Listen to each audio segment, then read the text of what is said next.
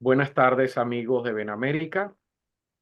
El día de hoy tenemos el privilegio de contar con la presencia del doctor Eduardo Gamarra y el Comité de Empresas, Economía y Desarrollo tiene el gusto de contar con su presencia porque el doctor Gamarra tiene una serie de ideas, de conceptos, ha hecho unos estudios sobre la población latina residente y particularmente la población venezolana residente en Miami, en Estados Unidos, y de las eh, respuestas que obtuvieron del survey que desarrollaron durante los últimos meses. De aquí pueden salir una serie de principios, de ideas, todo con implicaciones en cuanto al panorama político que se presenta en Estados Unidos para este año 2024. Este será un año sumamente interesante, por decirlo de alguna manera. Entonces, para ello, el doctor Gamarra nos va a presentar unas láminas, va a darnos una explicación de lo que consideran son las características más importantes y al final de su presentación podemos formular algunas preguntas, intercambiar algunas ideas, esperando que esto sea de provecho también para la organización Benamérica, quien ha estado detrás de esta iniciativa de poder ayudar a la diáspora venezolana y poder compartir estos conceptos. Bienvenido, doctor Eduardo Gamarra. The floor is yours. Adelante. Perfecto. Muchísimas gracias, Douglas. Es un verdadero privilegio estar compartiendo con estos amigos venezolanos que ya los conozco hace bastantes años y me siento ya que soy algo venezolano y por supuesto que ayuda la venezolana con la que casi siempre ando acompañado. Entonces, gracias por invitarme y por poder compartir algunas ideas con ustedes. Eh, me ha pedido Douglas que hable sobre la situación general en Estados Unidos hoy en día. Hoy, 31 de enero. Creo que para hacer eso, lo que quiero hacer es hablarles un poco de muchas cosas de las cuales ustedes ya saben, pero quiero darle de alguna manera una interpretación quizás algo diferente a la que están acostumbrados, ¿no? Hoy, en las últimas encuestas, y por eso me gustaría, si es posible, compartir con ustedes eh, no tengo acceso a al screen sharing. Ajá, Gonzalo, si puedes autorizar entonces el compartir, hacerlo co-host.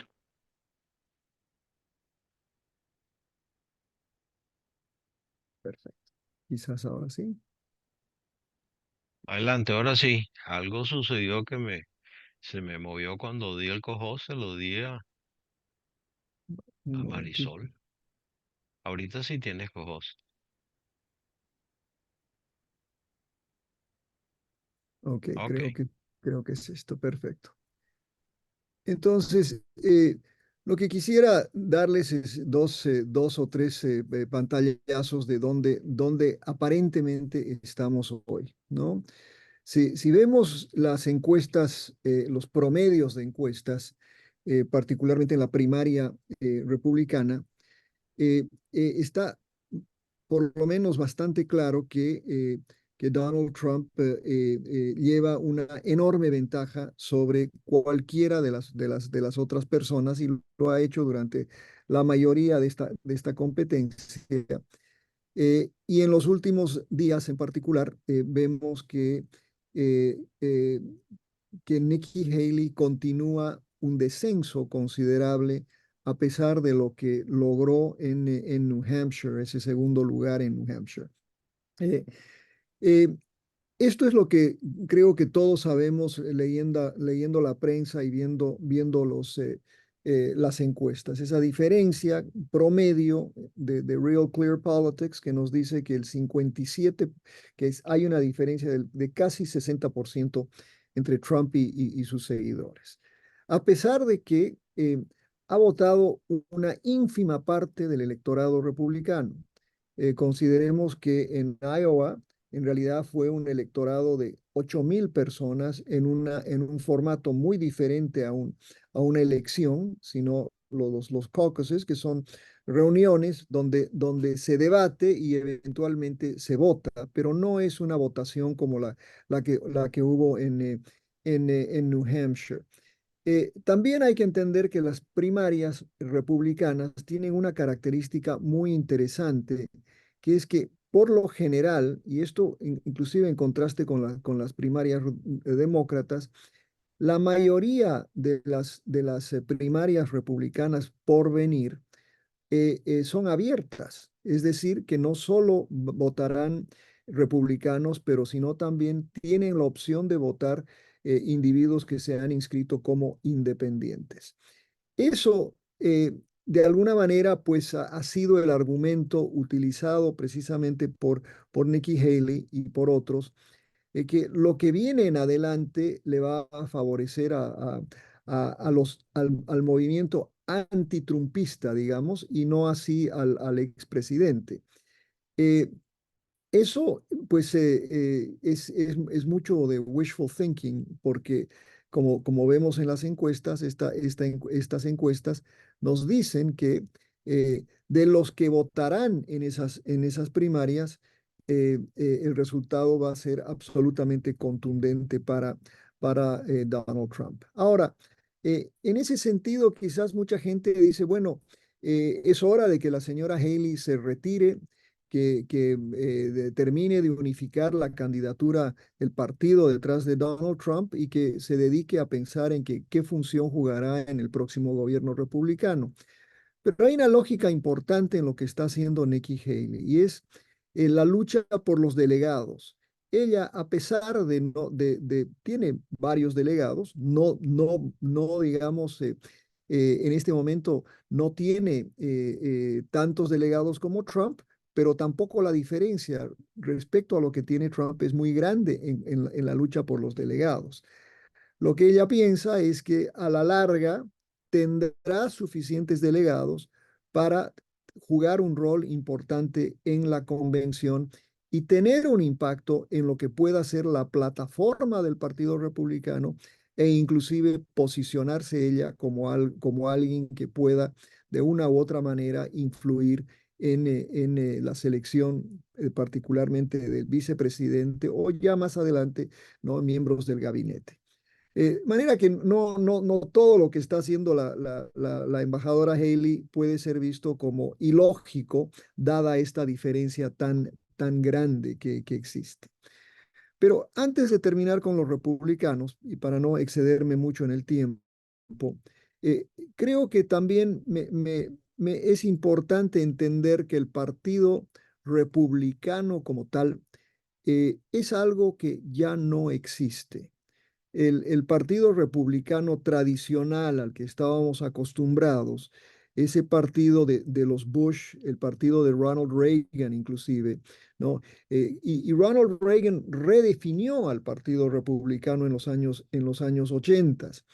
Y esa visión de lo que era el republicano, mejor dicho, con una visión algo más, digamos, algo diferente, porque tampoco debemos olvidarnos que Ronald Reagan, si bien fue un gobernador conservador de California, él fue demócrata en algún momento de su vida también.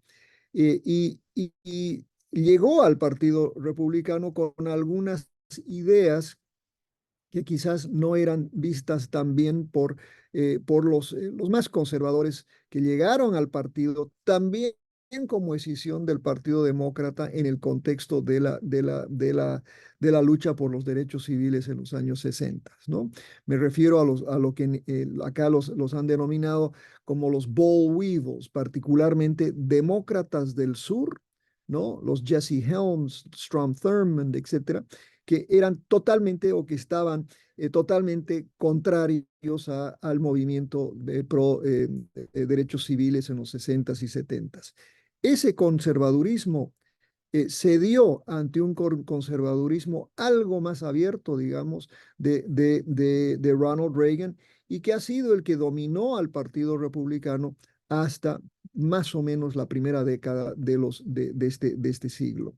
Entonces, les menciono esto porque lo que hoy tenemos en el Partido Republicano, o lo que vengo diciendo que fue el Partido Republicano, es más bien un movimiento. Es un movimiento que gira en torno a una personalidad y que tiene todas las características más bien de movimientos políticos en otras partes del mundo. Y en ese sentido es un movimiento que inclusive es anti-institucional, anti-establishment, por supuesto, y que quizás esto no suene como un oxímoron, una contradicción en términos, pero este movimiento de Donald Trump es revolucionario, cambia un esquema de cómo quiere además profundizar esos cambios. Esa realidad de lo que existe en el Partido Republicano, en lo que fue el Partido Republicano y lo que hay, yo digo, es el movimiento trumpista, hace que sea muy difícil combatir contra lo que él está construyendo y ha venido construyendo durante los últimos, ya van a ser 8 años. Entonces, por eso creo que, lo que se está dando, la tensión que hay en el Partido Republicano entre ese viejo partido que tiene todavía algunos representantes, pero que no entiende la lógica del movimiento trumpista, es una lógica que inevitablemente pues, se resolverá, y mi impresión es que se va a resolver de manera contundente a favor de Donald Trump. Entonces, eso como el pantallazo inicial, y después, por supuesto, me encantaría conversar con ustedes al respecto. Ahora, pasando adelante, eh, perdón, pasando al panorama general, tenemos esto, ¿no? Por supuesto, este es el panorama de las elecciones generales. Acá vemos, ¿no? Cómo se ha movido, cómo se ha movido el promedio de encuestas entre Donald Trump y Joe Biden a través de los últimos, de los últimos meses, y ya con una visión mucho más atrás. Y vemos también algo muy interesante, ¿no? Cómo a partir más o menos de octubre del 23, Donald Trump empieza a tomar el liderazgo en las encuestas. No en todas, pero suficiente como para que el promedio de que Donald Trump lidera en este average que hace Real Clear Politics. Eh, por supuesto, quizás la pregunta más ilógica que se hace en campaña y como consultores siempre es: si las elecciones fueran hoy, ¿por quién votaría usted? Y la realidad es que las elecciones no son hoy, las elecciones son en noviembre, y de acá a las elecciones hay mucho, mucho tiempo aún. Por lo que esta diferencia en este momento es tan favorable a Joe Biden como lo es a Donald Trump. Creo que si alguien dice hoy que está seguro que Trump ganará las elecciones, pues le diría que todas las encuestas están dentro del margen de error, y hay todo un proceso electoral por aún llevarse a cabo, y al menos mi impresión es que es muy temprano para cantar un ganador. Pero habiendo dicho eso, ¿no? Creo que una de las cosas que al menos yo hago como encuestador es identificar los temas del proceso electoral. Eh, eh, y además, como lo veremos en un momentito, también me gusta ver, pues obviamente, dónde se sitúan los diferentes grupos de potenciales votantes, ¿no? Y también es importante, muy importante entender y esto a veces cuesta un poco en América Latina explicarlo, todos ustedes pues lo entienden perfectamente bien, pero acá tenemos que entender que el proceso electoral, si bien estas encuestas miden el voto nacional, ¿no? Lo más importante es en realidad fijarse estado por estado, particularmente en aquellos estados denominados swing states o estados bisagra, porque ahí es verdaderamente donde está la lucha. Y cuando uno hace un análisis de esas encuestas a nivel estatal, pues ve que la lucha está mucho, no solo que está, que es intensa, pero que el movimiento ahí también es muy afectado por los temas del momento. Y en ese sentido, entonces, quisiera empezar simplemente mostrándoles lo siguiente. Perdón. Eh, Cuando uno hace un análisis de los temas centrales, acá vemos lo Ah, siguiente, ¿no? Eduardo, Sí, disculpa que te interrumpa, pero yo creo que es necesario una ayuda previa para nosotros que somos un poco ignorantes en estos temas. ¿Cuál es la condición que define un estado bisagra? ya. Si tienes la posibilidad de darnos esa explicación, por lo menos me gustaría saber por qué es la característica que otorga a un estado bisagra. Eso era todo. Gracias. Ya, históricamente, Douglas, un estado, un swing state, y han variado. Es más, la Florida era considerado un swing state muy importante por la cantidad de delegados, ¿no? Hoy son 29 que definen el voto en el colegio electoral. Pero generalmente un estado swing es un estado donde está dentro de los márgenes, ¿no? La definición del voto, eh, donde existe la posibilidad de que, la misma posibilidad en realidad de que gane un demócrata o gane el candidato republicano, ¿no? Y esos márgenes, ¿no? Han sido extraordinariamente importantes. Simplemente, aunque la Florida ya no es un estado swing, ¿no? Es básicamente, yo creo que el consenso es que la Florida es un estado absolutamente rojo hoy, ¿no?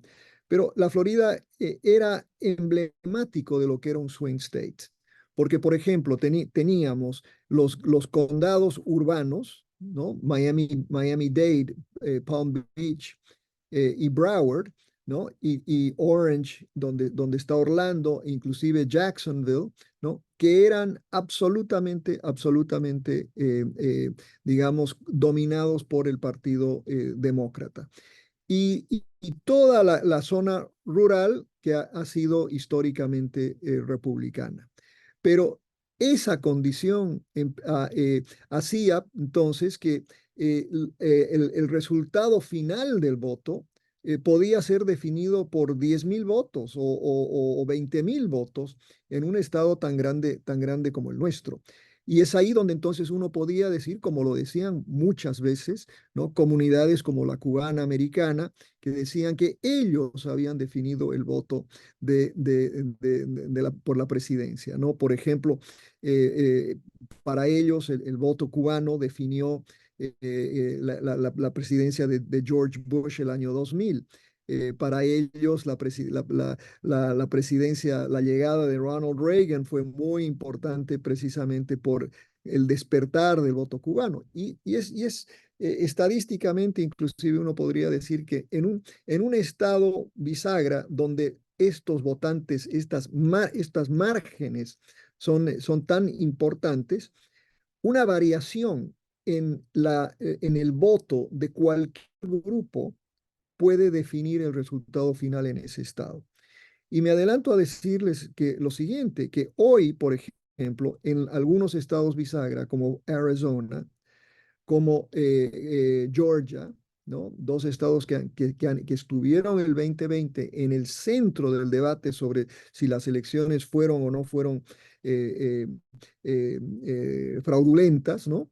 Que a propósito en ambos estados se descubrió que no hubo fraude, pero lo más importante es que hoy, y esto lo hemos documentado en la encuesta nuestra de diciembre, que una variación en el voto hispano entre el 2 y el 4% en Arizona eh, puede significar que Donald Trump gane Arizona, donde probablemente hoy en día hay más votantes demócratas que republicanos. Pero por el tema de los condados y los márgenes a los que me refiero, Donald Trump, con una pequeña variación de la identificación y del voto hispano, podría ganar Arizona. Y lo mismo podemos decir en varios otros estados.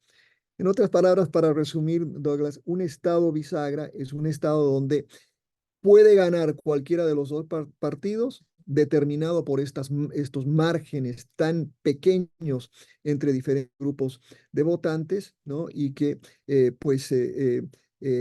hay más o menos 11 en este momento. En Michigan, por ejemplo, podría ser un estado clave, considerando, por ejemplo, que en Michigan hay una enorme cantidad de votantes de origen palestino, que parecían estar completamente identificados con el Partido Demócrata, que hoy están cuestionando la conducción de la guerra en Gaza y ni siquiera un alcalde, por ejemplo, rehusó reunirse con Biden la semana pasada. No sé si les queda claro eso, pero creo que estoy más o menos preaching to the choir, ¿no? La Sí, mayoría de gracias por la aclaratoria. Bien Ok, importante esta explicación para seguir entendiendo la dinámica. Seguimos. exacto. Bueno, ahora, a mí me gusta seguir, utilizo mucho esta encuesta de Economist y de YouGov, porque es una encuesta con un muestrario relativamente grande y que lo hacen a diario. Entonces, tienen la posibilidad de hacer un tracking de varios temas y que nos demuestra cómo está fluyendo la opinión pública en Estados Unidos, ¿no? Entonces, cuando uno les pregunta cuál es el tema más importante, qué es lo que ustedes más les preocupa, acá vemos cosas muy interesantes. Vemos que la inflación sigue siendo el tema de mayor interés. Un 17% piensa que la inflación y los precios es el tema de mayor importancia. Y cuando uno hace las tabulaciones, los crosstabs, uno encuentra que este tema está afectando a todos los sectores.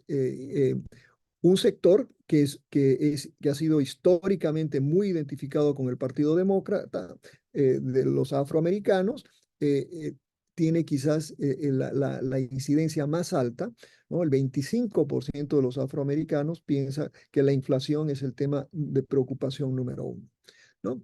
Pero lo sorprendente también es que el tema de migración, que hoy probablemente para muchos, ¿no? Acá se evidencia que ha subido muchísimo en las encuestas, que hoy es el tema de debate, y vemos que en esta encuesta de ayer, de antes de ayer, nos dice que el 13% dice que es migración como nivel total, pero fíjense en el votante hispano. El votante hispano también dice el 12%. El votante blanco dice 16% y el votante negro dice el 2%. Miren, nosotros en la encuesta solo a hispanos que hicimos en el mes de diciembre, eh, encontramos este mismo resultado, eh, haciendo la encuesta solo a hispanos, donde los hispanos consideran que la migración y el control de la frontera es el segundo tema de gran preocupación. Volveré sobre este tema porque creo que es muy importante entender, ¿no? Por supuesto, si uno junta inflación con el tema de empleo y el estado de la economía, siempre los temas económicos son los de mayor preocupación. Pero verán ustedes acá que aparentemente el tema de aborto no es un tema, no está por lo menos top of mind, ¿no? Los temas más, digamos, más sociales no aparecen top of mind. Lo que sí aparece es economía e inmigración. Seguridad nacional tampoco aparece como top of mind, o sea, por lo menos no es el primer tema, está ahí. Temas otros como política exterior, por ejemplo, que uno pensaría que dadas las circunstancias que vive el país hoy, habría una gran preocupación por el tema de política exterior. Pero creo que hay que entrar más a fondo en este tipo de cuadro para entender un poco más los issues en particular, ¿no? Entonces acá vemos, por ejemplo, cuando uno desglosa y profundiza el tema de migración y pregunta cuán importante es el tema de migración, vemos acá que es sumamente importante para los hispanos. El 56% piensa que es muy importante y algo importante el 33%. Esto me ha venido sorprendiendo mucho en mi experiencia como encuestador, porque históricamente el tema migratorio entre los hispanos, especialmente aquellos que son ciudadanos y que votan, nunca llegó a ser más importante que número 3 o número 4 en encuestas. Hoy ocupa un sitial extraordinariamente importante. O sea, los hispanos están interesados en migración y uno puede entender esto desde la perspectiva de que de que la migración ha sido tan grande y tan, bueno, tan importante, particularmente en los últimos 6 a 8 años. Pero lo curioso que está sucediendo, y esto lo vimos en la encuesta nuestra, que el votante hispano no es que se está preocupando por el tema migratorio desde la perspectiva de la reforma migratoria, sino se está preocupando por la migración más que nada desde el tema del control de la frontera. Eso para nosotros ha sido un descubrimiento extraordinariamente interesante. Y eso quizás tiene bueno, no sé cómo ponerlo, pero fíjense ustedes que cuando el presidente Trump vino a Miami el 9 de noviembre y cuando esa misma tarde hubo el debate republicano acá también en Miami, Donald Trump en Hialeah, ante una audiencia predominantemente hispana, ¿no? De nuestros amigos acá en la ciudad, anunció el 9 de noviembre que si él llega a la presidencia, liderará la mayor deportación de indocumentados jamás hecha. Y a la vez anunció que iba a hacer redadas, ¿no? De indocumentados y crear centros desde donde serían deportados. Eso lo hizo frente a una audiencia predominantemente hispana. Yo he venido explicando esto como el fenómeno de la escalera, ¿no? Uno llega a un barco, el barco se llena, uno tiene que subir la escalera porque el barco está lleno y ya no aguanta más. Esa parece ser la percepción nuestra hoy en día de una buena parte del electorado, del electorado de origen hispano que ha resuelto su problema migratorio y que ve a los que vienen de una forma muy diferente. Ese es un tema que hay que profundizarlo, hay que estudiarlo con mucho más detalle, precisamente porque la impresión que uno tiene es que en el contexto actual, migración va a llegar a sobreponerse al tema de la economía. Me quedan como 5 minutos, entonces voy a acelerar acá un poquito. Eh, Quiero entrar a hablar sobre dónde tengo este tema. Este tema de acá, de inflación, para ver cómo se desglosa, ¿no? Otra vez les digo, acá es muy interesante observar lo que nos dice la gente en encuestas, que medimos percepción versus lo que está sucediendo a nivel oficial, ¿no? Porque, por ejemplo, volviendo al tema migratorio, ¿no? Yo creo que no solo hay un problema donde la percepción es enorme por la presencia grande de inmigrantes en las calles, por lo que vemos en CNN, en Fox, etcétera, y que quizás la realidad no sea tan extrema, ¿no? Que más bien en los últimos días, por ejemplo, está bajando el flujo de inmigrantes, ya no está en esos niveles de crisis de hace un mes, pero la percepción sigue siendo la misma. Y un fenómeno similar está aconteciendo, inclusive yo diría de manera más extrema, con el tema de la inflación y el estado de la economía, ¿no? Y acá no es simplemente cuestión de decir que esto es un problema de mensaje, que los demócratas no saben cómo manejar el mensaje y que los republicanos sí saben manejar el mensaje. La percepción en los estudios de opinión pública nos dicen que medir percepción es mucho más complejo que simplemente esta dicotomía. Y lo que vemos entonces hoy en día es esta situación donde tanta gente, fíjense, entre hispanos, el 96% ven al tema inflacionario como importante o muy importante, ¿no? Lo mismo con la gente afrodescendiente. Y por supuesto, los que son, los que se identifican como blancos también. O sea, eso es innegable. La mayoría consideramos que la inflación es una realidad. Pero esta tarde, no sé si ustedes tuvieron la ocasión de escuchar al chairman of the Reserve, ¿no? Lo que nos dijo es que la inflación ha bajado de manera consistente durante los últimos 7 meses y que la inflación hoy está a niveles extremadamente bajos. Inclusive si uno los compara a nivel mundial, la inflación en los Estados Unidos está en un nivel extraordinariamente bajo relativo a otras economías y particularmente lo que está sucediendo en Europa y a otras economías desarrolladas. Por otra parte, el tema del crecimiento económico, el tema del desempleo, nos decía, ¿no?, que el desempleo está en su nivel más bajo desde 1969, ¿no?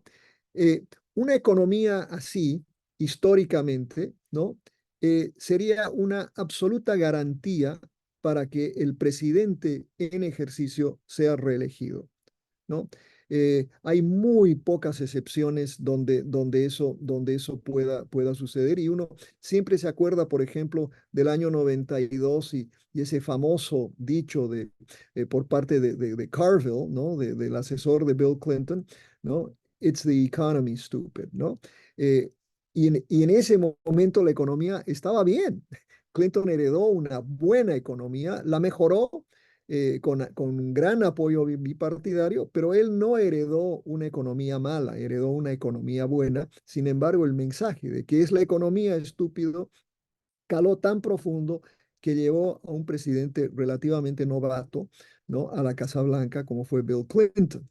Entonces, hoy, sin embargo, tenemos a un presidente que tiene toda la experiencia del mundo, legislativa, ejecutiva, etcétera, con una economía con indicadores que en cualquier momento deberían llevar a la reelección, pero sin embargo la percepción que existe es esta, es de una economía que está en su peor momento, que nada funciona, que todo va en la dirección contraria.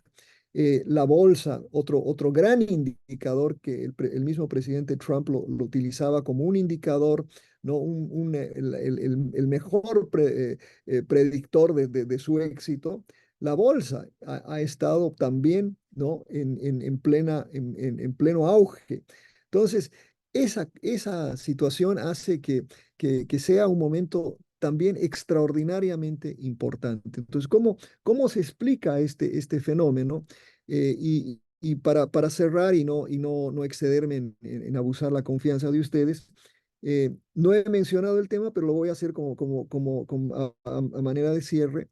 Lo que sí nos dicen las encuestas de diferentes grupos, estas también, eh, es que a Biden, la mayoría de la gente piensa que ni Biden ni Trump deberían postular para la presidencia. Esos números sobrepasan el 70% de los encuestados. En la encuesta nuestra a hispanos, por ejemplo, el 45% de los hispanos nos dijeron que no debería ser Biden el candidato demócrata. Y el 57% decía que no debería serlo Donald Trump. Eso, a la par de lo que también ha venido sucediendo, que es una caída brutal en la confianza en este país, en la confianza en las instituciones. Fíjense que y todos mis colegas acá que estudiaron ciencia política se acordarán el famoso estudio de Alman de Verba sobre la cultura cívica, ¿no? Donde Estados Unidos tenía una cultura donde el norteamericano promedio, ¿no? Tenía una admiración profunda por su institucionalidad y se definía la cultura cívica no solo por ese apoyo, por ejemplo, hacia la Corte Suprema, el respeto por la oficina de la presidencia. El Congreso nunca ha sido popular, pero hasta en ese entonces, cuando se hacían esas mediciones, no había un respeto hacia el Congreso. Hoy todo eso se ha fracturado. Hoy en día, en gran medida producto del movimentismo de Trump y la reacción que ha habido, la polarización tan extraordinaria que estamos viviendo, hace entonces que hoy esa cultura cívica ya no existe. Hoy, eh, como promedio, el Congreso de los Estados Unidos está por debajo del 30% de aprobación. El presidente tiene una aprobación de 36%.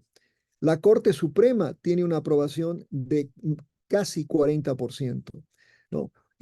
Entonces, estamos en un momento donde la institucionalidad está cuestionado el liderazgo y donde tenemos una situación donde hay un partido con un candidato popular con sus seguidores, pero no más allá y no hacia afuera, y por eso el voto independiente va a ser muy importante. Y un candidato que es percibido como viejo, ineficiente, ¿no? Eh, hasta senil, ¿no? Y que no debería ser candidato. Y ahí, pues entonces, ¿cuál es la alternativa? Y la alternativa histórica ha sido una que nunca ha funcionado. Quizás lo mejor que se tuvo como opción alternativa históricamente fue Ross Perot el año 92, ¿no? Como la opción de tercer partido, pero los terceros partidos nunca han logrado quebrar el monopolio de los republicanos y los demócratas. Ross Perot, sin embargo, para muchos logró favorecerle a Bill Clinton, y gracias a Bill Clinton, gracias a Ross Perot, dicen muchos, es por eso que ganó Clinton la presidencia. Hoy hay algunos candidatos terceros que no tienen ni terceros, cuartos y quintos, como uno los quiera ver, pero que no tienen la posibilidad de quebrar ese monopolio. Pero sí existe algo que se está moviendo de alguna manera interesante, que es este movimiento de no labels, ¿no? Y los no labels son una combinación de demócratas y de republicanos que están hablando de esa, digamos, tercera vía. Las encuestas, ¿no? Sobre las que ellos se basan, pues simplemente reflejan lo que les acabo de decir, que hay un descontento muy grande a nivel general, que hay un descontento entre demócratas respecto a sus candidatos y hay un descontento de republicanos respecto a su candidato, ¿no? Eh, y eso, para muchos de ellos, dicen que la época está absolutamente tierna, digamos, para un tercer candidato con posibilidades de ganar.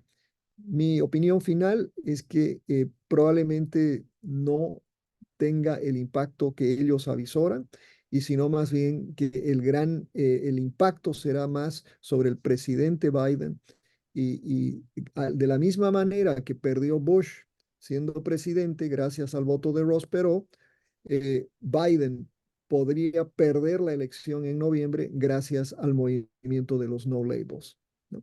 Bueno, lo dejo ahí, les ha dado muchísima lata, perdonen la, la verborrea. Gracias. No, todo lo contrario, Eduardo. Gracias por tu explicación, pues sumamente esclarecedora. Yo sí Yo no soy conocedor del sistema norteamericano, tengo poco tiempo en el país, prefiero que sean otros compañeros de Benamérica que adelanten unas preguntas, pero sí quiero dejarte una pregunta que es un poco más general. A tu criterio, ¿cuáles serían los elementos que tú cambiarías dentro del sistema institucional para estimular la aparición de una nueva generación, de una generación política? Tengo entendido que hay reglas que están eh, cementando un problema que es crónico, que es la falta de la renovación de liderazgo. Si vemos la edad promedio, la edad mediana de los congresistas, ya está más o menos al mismo nivel que lo que tiene Biden y Trump. Es decir, no hay gente joven, no se ve que gente joven que se anime, que se arriesgue a asumir un liderazgo, pero entonces ahí debe haber unas reglas que deben ser cambiadas, deben ser flexibilizadas. No sé, tú quizás conoces mejor cuál a tu opinión sería una de las soluciones o si hay más. Esa es mi única pregunta. Ok. ¿Quieres que te la conteste ahora o tomamos más preguntas? No O sé si cómo. pueden, si alguien más se anima a hacer Y preguntas, por favor, tenemos dos. adelante. Tenemos a Eduardo Betancourt A y a Eduardo mí, Ventacur y y yo mismo. Gonzalo. Adelante, Ok. por favor.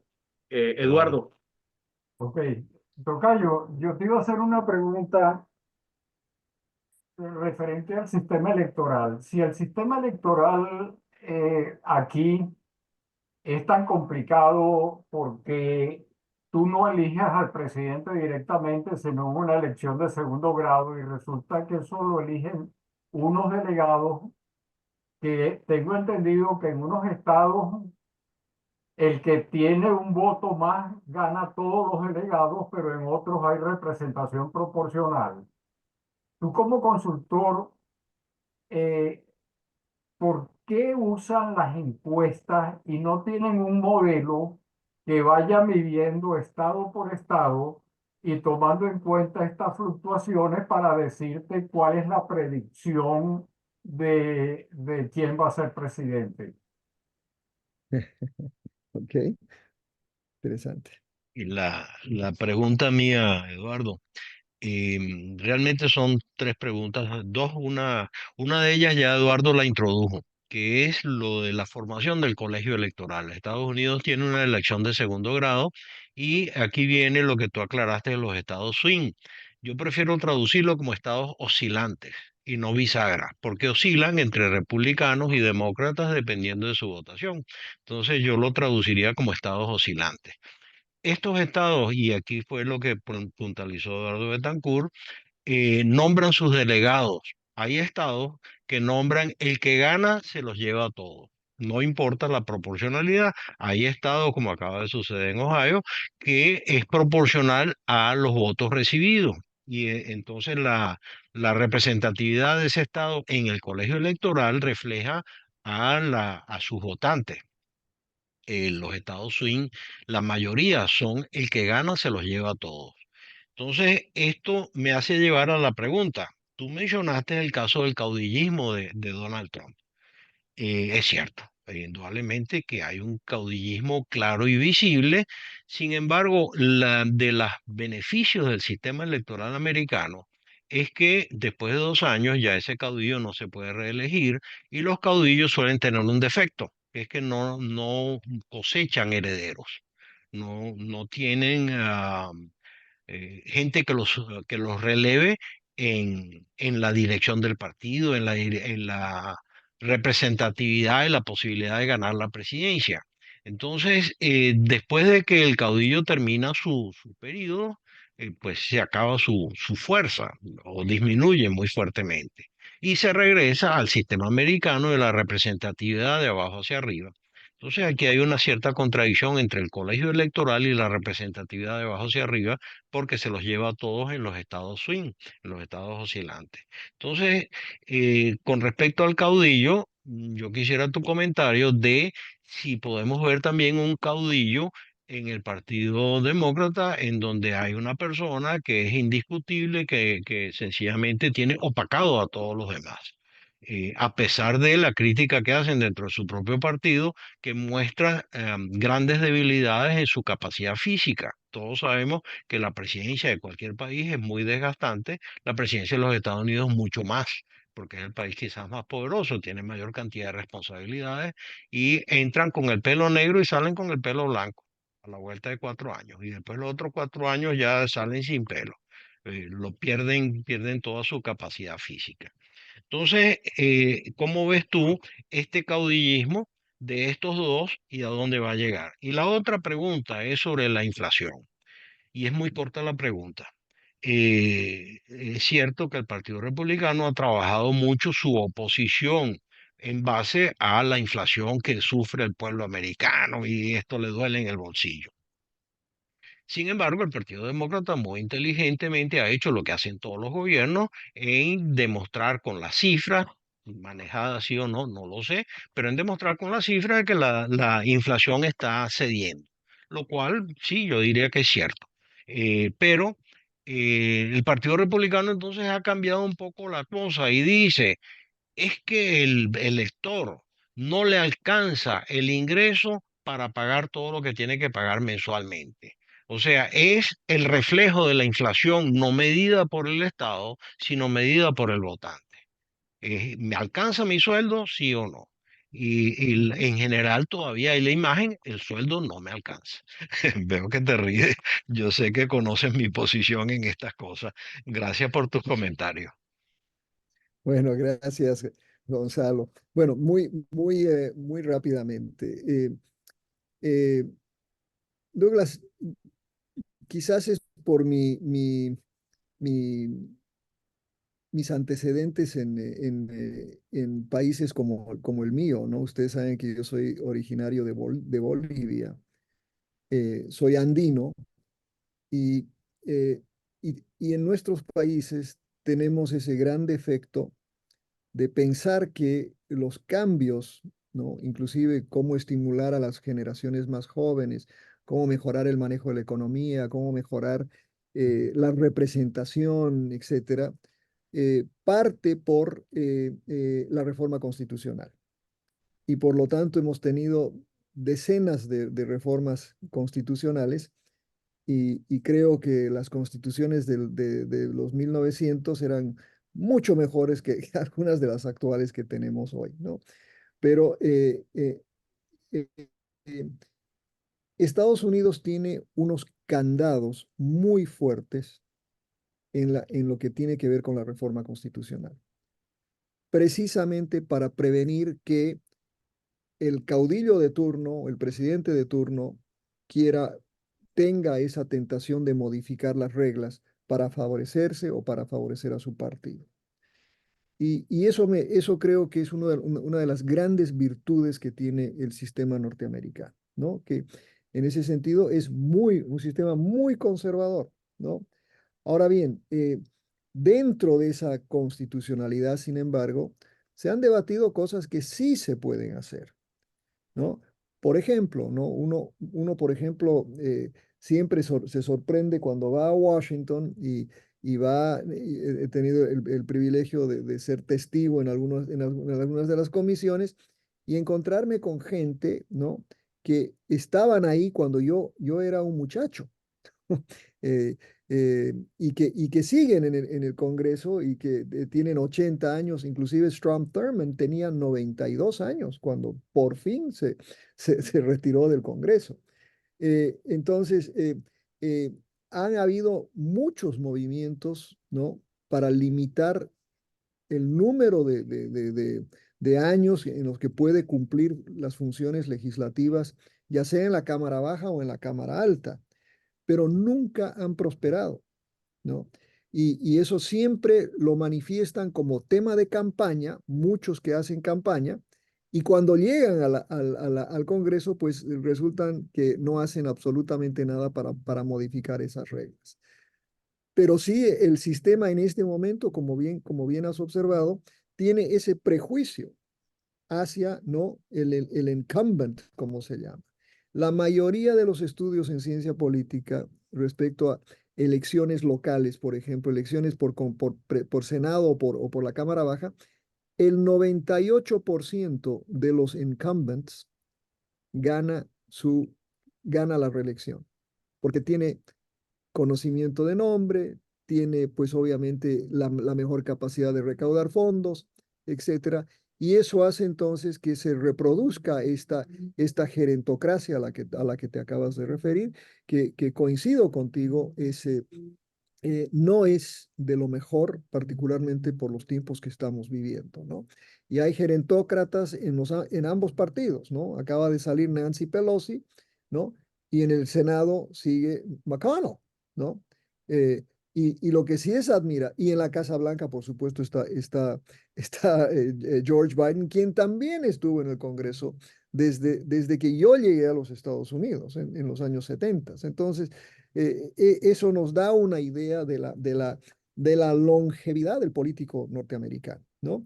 Ahora bien, no creo que se logren cambios en ese sentido. No veo a ningún congresista ni senador que esté dispuesto a limitar el número de términos y que esté porque simplemente pues la política es una carrera y ellos lo ven así.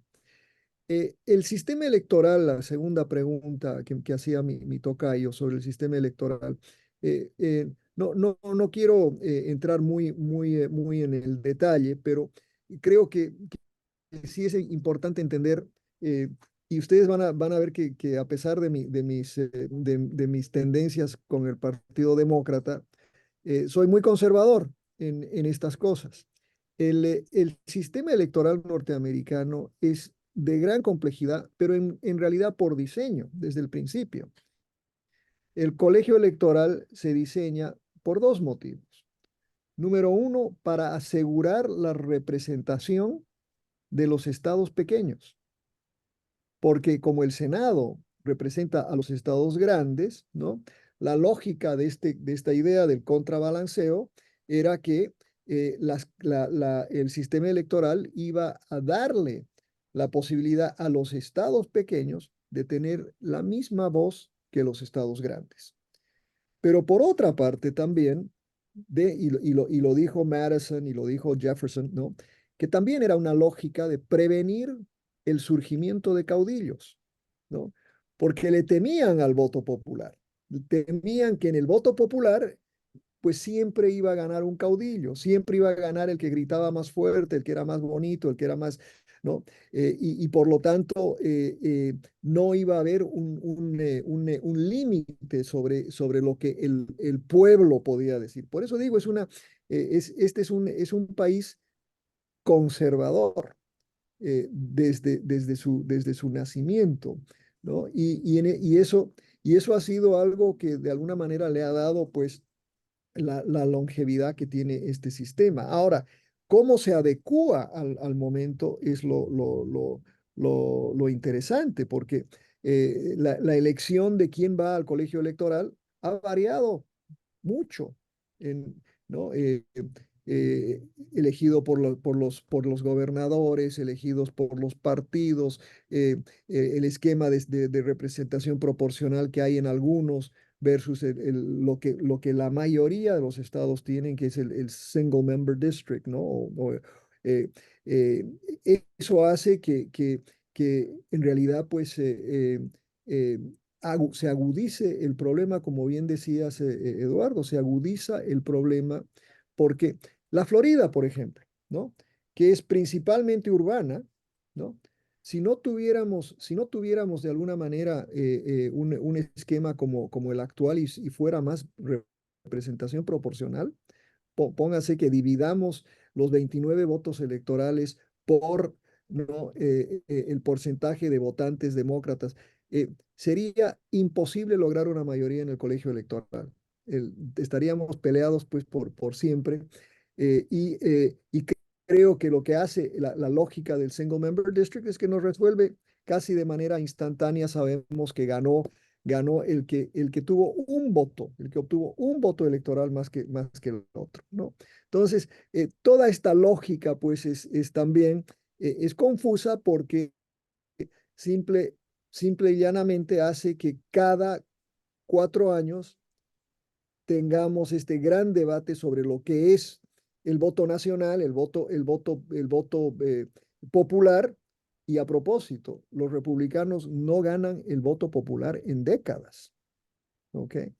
Si eliminamos el colegio electoral, por eso los republicanos no quieren eliminarlo, porque si lo elimináramos, los demócratas serían los dueños de este país, porque la diferencia es bastante grande, a pesar de que al final, gracias al voto electoral, la diferencia en el año 20 fue de 40,000 votos entre Trump y Biden.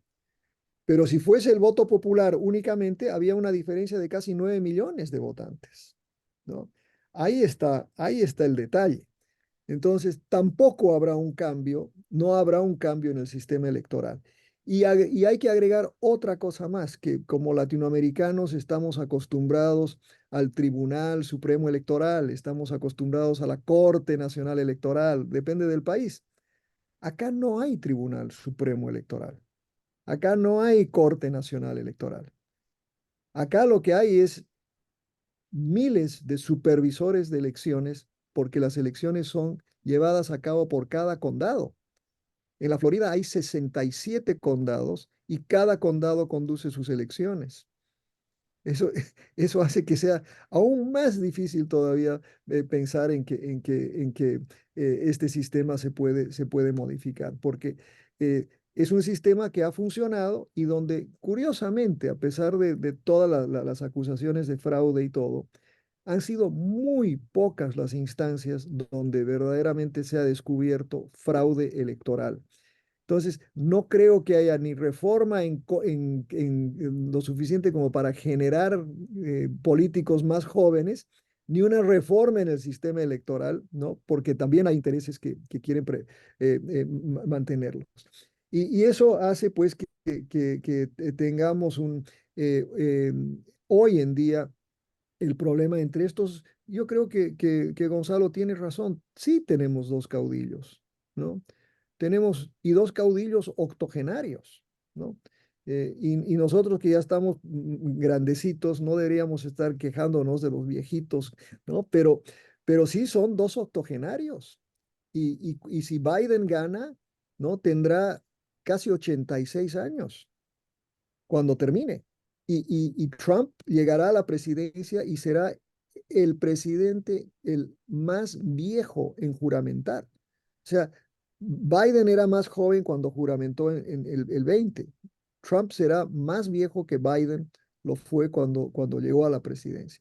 Entonces, y yo creo que este tema de la edad es muy importante porque, como bien lo señalaste, esto no es un país pequeño, este es un país con grandes responsabilidades en un mundo que es cada día más complejo. Más bien lo admirable de estos dos señores es que continúen haciendo lo que están haciendo a esa edad. Pero creo que sí, es una preocupación que hace que el mismo sistema favorezca hoy en día la continuidad de un Trump en el Partido Republicano y la continuidad de Biden en el Partido Demócrata. ¿Ok? Bueno, Sobre la Eh, inflación, perdón. Y el tema de la inflación, pues yo creo que la forma de medir no ha cambiado. La inflación se la mide de la misma manera que la medían bajo el gobierno del presidente Trump, ¿no? Y claro que los gobiernos les encanta usar los números que les favorecen, por supuesto, eso es parte de la estrategia comunicacional. Ahora bien, lo que sí es sumamente importante entender, ¿no? Y acá es donde yo creo que eh, este fue un enorme mensaje y logro en América Latina, Gonzalo, durante la época mal denominada neoliberal, que fue lograr la independencia del Banco Central. Douglas, que es más economista que nosotros, quizás nos puede, eh, pero para mí ese logro fue extraordinario, porque eso Bueno, hace que el Banco Central no esté en manos de los políticos. Y eso ha bueno, sido algo que eh, aprendimos, que aprendió este país muy temprano y que ha hecho entonces que el Federal Reserve sea independiente y que lo que ellos hacen muchas veces contradice lo que quiere hacer el presidente. Al presidente en este momento, por ejemplo, lo que más le conviene, yo creo que hay cierto disappointment, ¿no? Esta tarde, porque pensaban que el Federal Reserve iba a, ¿cómo se llama? A bajar la tasa de interés, ¿ya? Y no lo ha hecho. Y nos dejó con la interrogante que si lo hará en marzo o lo hará en la próxima reunión, ¿ya? bueno, Políticamente, hay realmente una serie de condicionamientos en esas decisiones.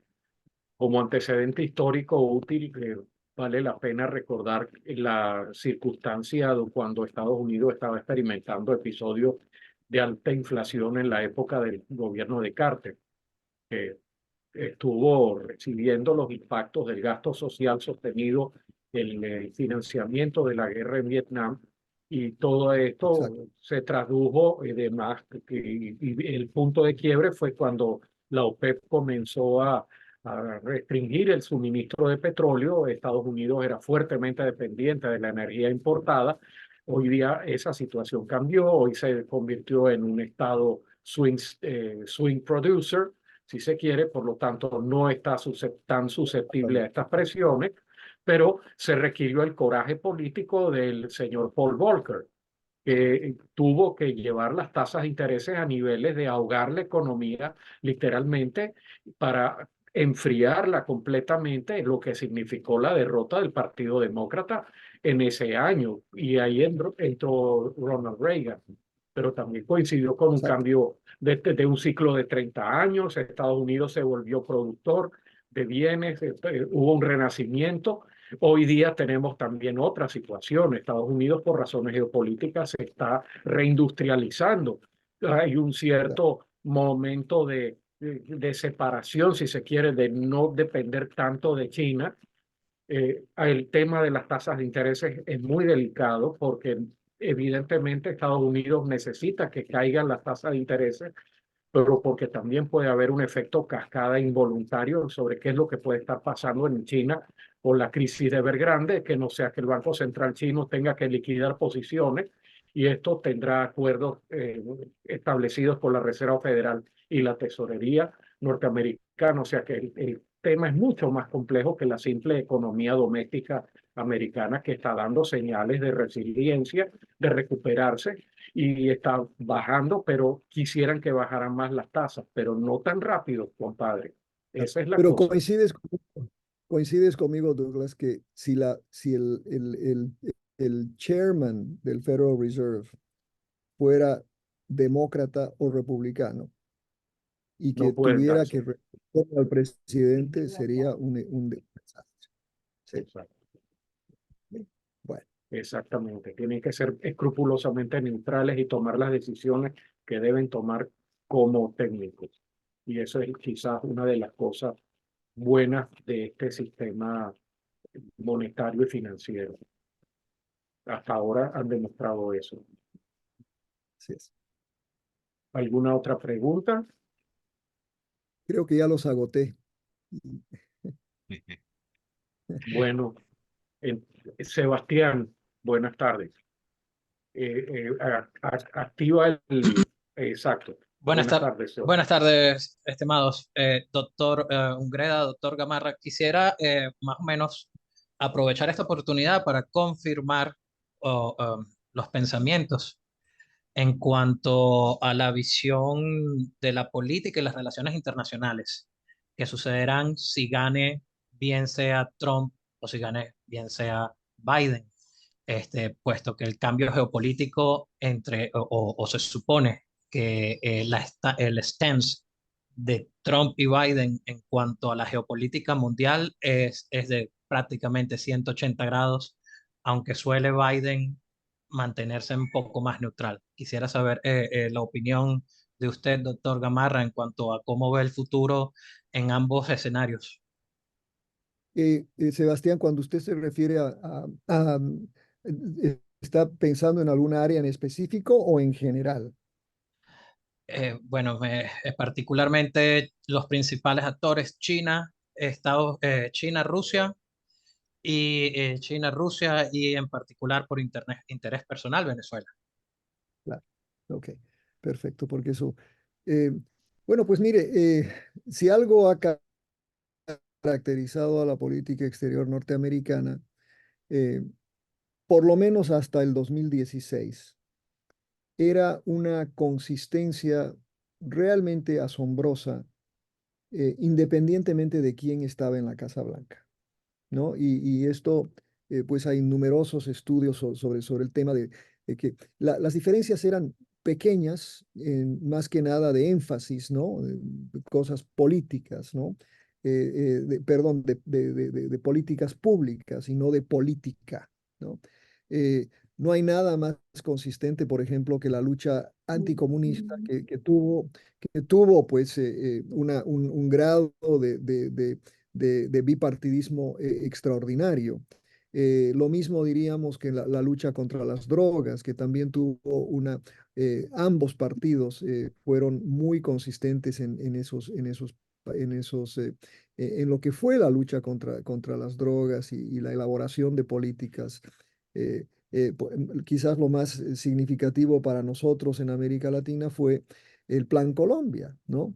Diseñado bajo Bill Clinton, con un Congreso norteamericano dominado una parte dominada por los republicanos, y donde hubo una gran participación republicana en cómo se articuló esa política exterior. Pero todo ha venido cambiando de manera radical en los últimos años. Y ahí es donde creo que también hay un tema muy importante que lo voy a señalar ahora, pero para no entrar en controversias, no.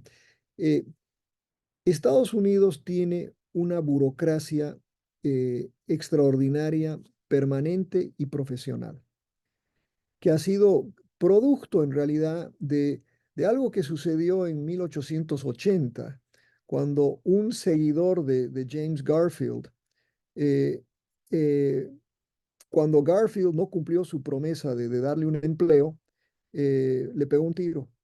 Un mes después murió Garfield, ¿no? Producto de eso se creó lo que acá se llama el Civil Service Commission, que fue un gran esfuerzo y continúa siendo un gran esfuerzo para que se establezca una meritocracia que maneje el Estado y a la vez una franja, digamos, que esté disponible para el manejo político, para el clientelismo, si quieren usar ese término tan nuestro, ¿no? Y los political appointees, ¿no? Que están reservados, ¿no? Para diferentes individuos. Y siempre hubo esa distinción. Hoy en día, ¿no? En el debate actual, ¿no? Y sobre todo el debate que ha traído el Partido Republicano, es que esta burocracia permanente y profesional es lo que ellos denominan el deep state, ¿no? Que de alguna manera tiene sus intereses propios y que está más identificado con el Partido Demócrata que con el Republicano, y por lo tanto hay que limpiarlo por completo y cambiarlo. El presidente Trump, cuando llegó a la Casa Blanca el 2017, eh, contrató a un señor de apellido Tillerson como secretario de Estado. Y con ese mandato de cambiar definitivamente la composición de este deep state que estaba en el Departamento de Estado. Tillerson contrató a Deloitte, ¿no? Y se pusieron en la tarea de tratar de cambiar la naturaleza de lo que había en el famoso deep state. No fue exitoso, pero sí tuvo un impacto muy grande sobre la burocracia profesional, ¿no? de relaciones internacionales que tenía esa cancillería, que en mi opinión ha sido una cancillería extraordinaria a lo largo de los años. Eh, entonces, precisamente el Departamento de Estado era el encargado pues, de diseñar, de diseñar e implementar políticas, decisiones del presidente, del Congreso, etcétera. Entonces, esa es una dimensión hoy en día. Cuando uno habla con los asesores del Partido Republicano, lo primero que les dicen es que vamos a llegar a Washington ahora, no como el 2017, pero ahora sí rodeados de gente muy capaz, muy profesional, y vamos a cambiar y vamos a desmantelar el Deep State. Yo leo eso como voy a desmantelar, ¿no? A toda esa burocracia profesional que ha estado ejerciendo en Washington y en otros lugares la administración del Estado. Otra forma de decirlo es el Estado administrativo, si ustedes quieren, ¿no? Y eso tiene implicaciones en política exterior, por supuesto, porque acá también, quizás entrando muy en detalle, lo que sí sabemos es que en la articulación de política exterior norteamericana, nunca es solo el presidente el que toma decisiones. Más bien al contrario, el presidente tiene limitaciones muy serias para ejecutar política exterior y también para ejecutar política doméstica. Fíjense en el debate que hoy existe sobre la frontera. El Congreso le dice al presidente que si usted realmente quisiera, controlaría la frontera, pero el presidente Biden no tiene ni siquiera la posibilidad de actuar independientemente del Congreso para controlar el flujo migratorio, ¿no? De la misma manera que ha venido evolucionando, por ejemplo, el uso de fuerza en el exterior. El presidente tiene bajo el War Powers Act ciertas limitaciones de dónde puede enviar tropas y por cuánto tiempo, ¿no? Todo eso también ha venido cambiando en los últimos 20 años y en realidad desde septiembre del 2001, ¿no? Después del famoso 9/11. Entonces, eh, lo que creo que muchos entendemos o queremos que el presidente tenga una capacidad única de cambiar lo que es la política exterior de los Estados Unidos. Y vemos que las limitaciones institucionales son tales que no hay gran diferencia. No hay gran diferencia de una administración a otra, aún considerando los extremos Trump y Biden. Tomemos el caso Cuba, ¿no?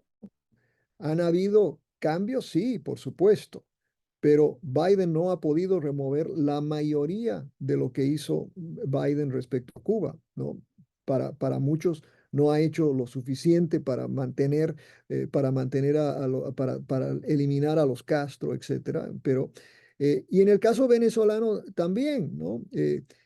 Por ejemplo, había la percepción de que Trump podía de manera unilateral, ¿no? Inclusive desplegar tropas para tumbar a Maduro.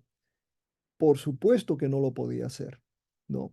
Por supuesto que no tenía ni la legitimidad, digamos, que le da que le dan las leyes, ni tenía la capacidad política para hacerlo, ¿no? Entonces yo creo que uno siempre tiene que tener mucho cuidado en lo que dice una persona en campaña en política internacional y lo que realmente puede hacer, ¿no? Ahora, hay circunstancias como las que se ha tenido que enfrentar Joe Biden, ¿no? Las circunstancias relacionadas a Ucrania y Rusia, ¿no? Las circunstancias relacionadas con la guerra en Palestina, y por supuesto tener que heredar a estos personajes latinoamericanos como Maduro, Ortega, Morales y obviamente Díaz-Canel. Y ahí yo siempre digo, por ejemplo, mire, la primera, la primera sanción a Venezuela fue el año 2006 impuesta por el presidente Bush. Obama continuó con el esquema de sanciones. Se profundizó quizás hasta la maximum pressure que decía el presidente Trump, y las sanciones han continuado. Y yo en el análisis que he hecho sobre sanciones, las sanciones son para dos cosas: modificar el comportamiento del régimen o cambiar el régimen. Y no han logrado ni cambiar el comportamiento ni cambiar al régimen, ni en Cuba ni en Venezuela. Y por lo tanto, pues tampoco tenemos otros mecanismos para lograrlo. Y ahí está el grave problema, porque más sanciones a Venezuela, inclusive restablecer las sanciones que ahora en febrero, el 12 y después en abril, volvemos al statu quo ante, eh, pues supongo que tendrán un impacto mediático, etcétera, y las reacciones infantiles que escuchamos ayer de Venezuela, pero no un cambio real en política exterior norteamericana. Los instrumentos de política exterior norteamericana respecto a Venezuela, a Cuba y a Nicaragua son básicamente inexistentes. No hay forma de lograr un cambio de régimen y no hay una forma de cambiar un cambio en el comportamiento de esos individuos. No vamos a hacer lo que hacíamos hace 50 años, ¿no? Que es decir, es financiar golpes, eso. Ese es un mundo en el que nosotros crecimos, al menos los que nos acordamos, que ya no existe, ¿no? Ya ese no es el Estados Unidos que existe hoy. Y yo creo que si llega Trump a la presidencia, se va a volver a encontrar con esa realidad de prohibiciones respecto a lo que puede y no puede hacer. Y bueno, en fin, creo que ya les he dado mucha lata con eso. No, por favor, agradecemos. Gracias, Eduardo, gracias por tu Claro. intervención. Realmente agradecemos este rato. Eh, Evidentemente nosotros esperábamos algo un poco mejor, pero la realidad espero que se pueda mejorar, que el tiempo permita generar espacios de negociación y de cambios, particularmente para Venezuela.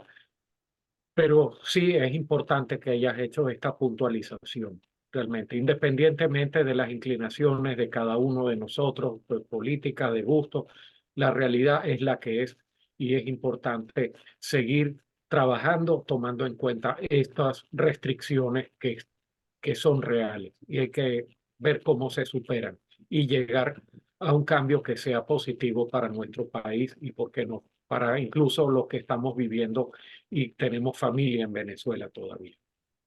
Exactamente.